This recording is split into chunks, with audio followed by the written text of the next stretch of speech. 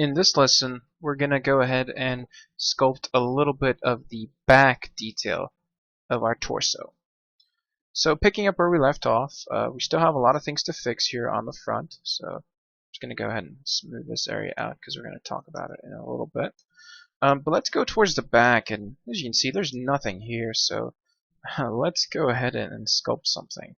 So I'm going to be using this reference here for the most part. You can just see how the scapula is sort of showing up a lot on this side, and not so much on this side, but that's okay. This is sort of what we want. We want the scapula to sort of flow from here, and then you have the latissimus going underneath it, and just having all these nice flowing shapes. So anyway, let's go ahead and sort of start adding some of this. First thing that I'm going to do is I'm just going to sort of add a couple of markers of where I want things to go.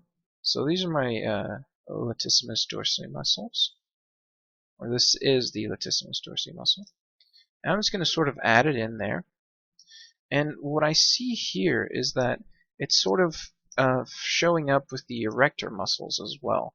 So what I'm going to do first and foremost for the erector muscles is I'm going to dig in the glutes right there. So I'm trying to get a middle line here. There you go.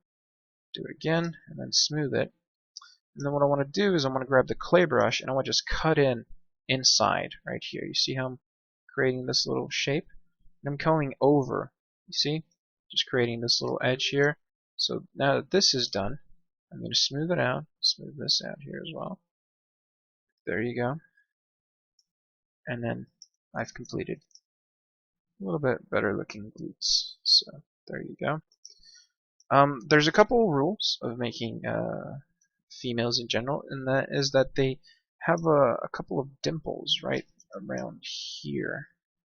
Basically, you don't add these dimples, it just sort of starts looking weird, and it starts making sense when you add all of the other pieces. So this is where the sacrum goes in, and here comes the erector spinea muscles. And in this case, the reference that I'm using, it almost merges together with the latissimus muscles. So it's sort of like right here. It's an interesting shape that we have going on there. So something like that is going to work. And then I'm going to add the scapula right there. Basically, I drew a line, okay? And you can see we have a gap, right? Right here, right here. All I'm going to do is I'm going to straighten all of this out. I'm going to make it one continuous shape like this by adding some more detail to it. Now it's not perfect, and we can definitely tweak a lot of it, but it can give us a nice result just by doing that, like so. And I'll show a couple more images of that in a second here. But you don't want any gaps in between here, so make sure that your deltoid comes all the way back here.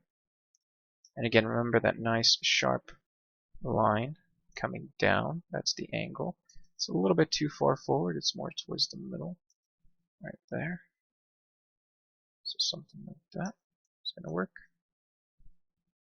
Like this. Move this up here. And I need to add the trapezius muscles. Before I do that, though, I'm going to go ahead and cut in the middle. Try to keep it in the middle as much as you can, okay? It's a little bit difficult, but you can try with the smaller brush size. It makes it easier. Just cut around the middle right here. You remember the 7th cervical vertebra right here, and how the trapezius goes around it. So let's add the trapezius right now. So here we go. It goes down towards the middle of the back, and I'm using the clay buildup here. Again, low intensity. I'm using the buildup because I want these shapes to sort of work from each other, basically. And remember that the trapezius goes and connects towards the front of the clavicle right there. Okay. Then I'm going to smooth it out, add a little dot right there. So as you can see, really quickly we've structured that, and it's not looking too bad, right? I'm going to thicken up the neck a little bit from the front, just a smidge. It's looking a little bit thin right there. And then I'm also going to square it off on all the ends here if I can. Like so. Makes it cleaner looking. Just a little bit better. But that about, covers the blocking in of this. It's not a lot of work, as you see, and if you keep it soft, if you keep it, simple enough, you can really get a female result fairly quickly. Now, I want to make sure that this isn't exactly straight. I want to angle it a little bit towards the outside, so a little bit like this, if I can manage to do it. See what I mean? Instead of completely straight, just a little bit to the side right there. So careful with that. And again, you can always sort of cheat by cutting this area in a little bit more and adding this one right there. So I don't like to leave too big of a gap between the arm and the actual connection to the torso. So I do like to pinch that in, and that gives me a nice look, as you can see. So that's pretty nicely structured right there. Again, remember that these are the lats, and the lats do go fairly high up and connect on the inside of the arm there. But since we're dealing with female and much softer shapes, it's difficult to see it and where it goes, so don't worry too much about it. But if you want, you can add a little of a cut there, sort of guide you on your way. Makes a little bit of sense if you do it that way. I'm also going to add just basic volume coming in this way. Just more fat pads, just skin coming in and out, sort of directing us a little bit more. And the erector spinae muscles going down the middle right here. Like that.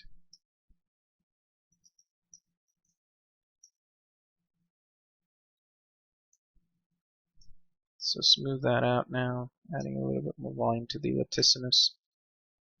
And again, guys, if this seems very, crazy with a whole lot of names, just keep in mind that I've covered this in all the muscles, the relevant ones at least, of the body in the male anatomy series. So do go ahead and do that one first. This is a lot more of an advanced tutorial for people who have completed the other one. So please keep that in mind if you're having difficulties following along. You should probably go do the other one first and get your feet wet that way. One of the things that I want to make sure is that we add nice shapes going down this way, like so. And I'm going to lower this, square it off a little bit. And on males, generally you have this sort of tucked in. You don't have that in females for the most part. They have a lot of fat pads here, so keep that in mind. But this is looking fairly nice. I like the back. The front isn't looking so hot comparatively, though, so I'm going to go ahead and really focus on that in the next few lessons here. So there we go.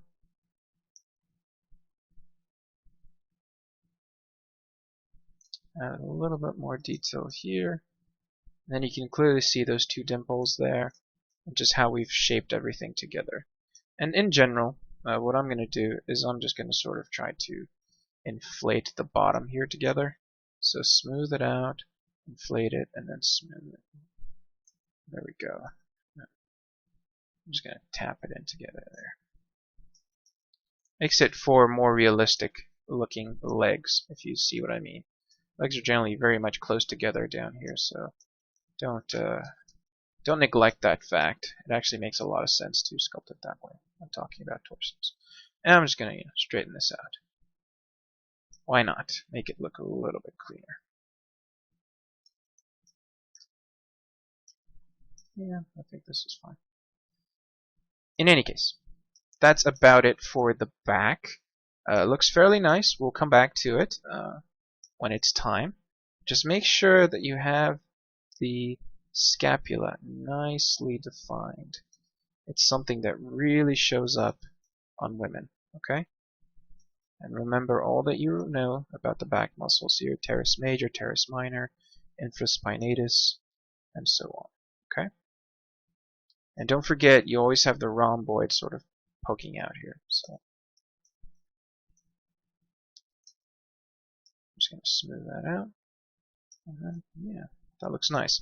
So let's go ahead and in the next lesson, let's just get an idea of what it is that we need to fix. Go ahead and get it done. See you guys there.